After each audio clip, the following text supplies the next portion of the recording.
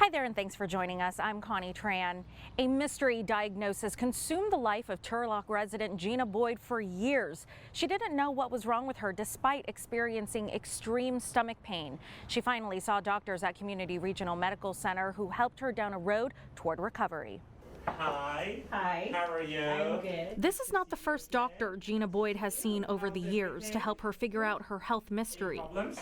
Just a little nausea from Dr. Amir Fathi is the director of hepatopancreatobiliary surgery at Community Regional Medical Center. He was the 8th doctor Gina saw, and he was the last. In talking to a nurse, she says, you really need to pursue pushing, a doctor to look further into that. That's not normal. What Gina quickly learned was her symptoms were far from normal. Since 2012, Gina felt extreme gastrointestinal pain. On a daily basis after eating food, she says her abdomen would burn or she would get sick. Her quality of life was declining. She was losing weight. She didn't have any energy. She was getting depressed. She was not feeling well. And she kept seeing multiple doctors. Dr. Fathi took a deep look at her pancreas. I looked at her CT scan and MRI, and I saw that the pancreas is really, really abnormal.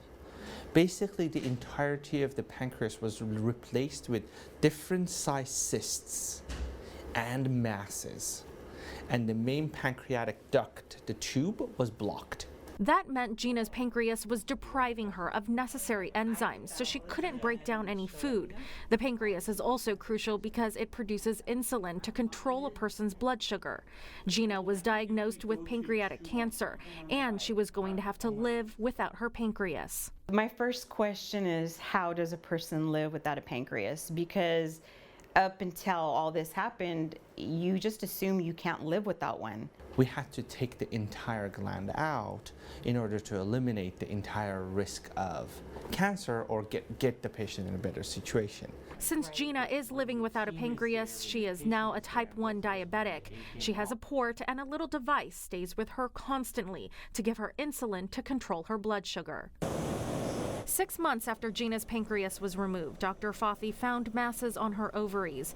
The cancer had spread, and she had to undergo a hysterectomy and oophorectomy. With the help of our OBGYN doctors, we went in there, we took her ovaries and uterus out, and unfortunately we realized this was a recurrence of her pancreatic cancer. Dr. Fathi explains there was a team of doctors to help Gina during this stressful time. One of the goals that I had in this program when I started over here was and is to build multidisciplinary care for our patients. Gina said she was grateful to work with a team of varied doctors from multiple disciplines. My husband and I were just like, we trust you guys, so it was really good. Today, Gina continues to fight against her health struggles. I put on 15 pounds. Oh, that's fantastic. Dr. Fathi says there is no new detection of cancer in her body. Both she and Dr. Fathi suggest people should always be their own health advocate. Listen to your body. If your body constantly telling you there's something wrong, if you see you're falling off of a normal wagon, you're not doing the stuff that you used to do. And you have to be aggressive as far as saying, hey, I don't feel right, something's wrong, and do your research. I did a lot of research on my own.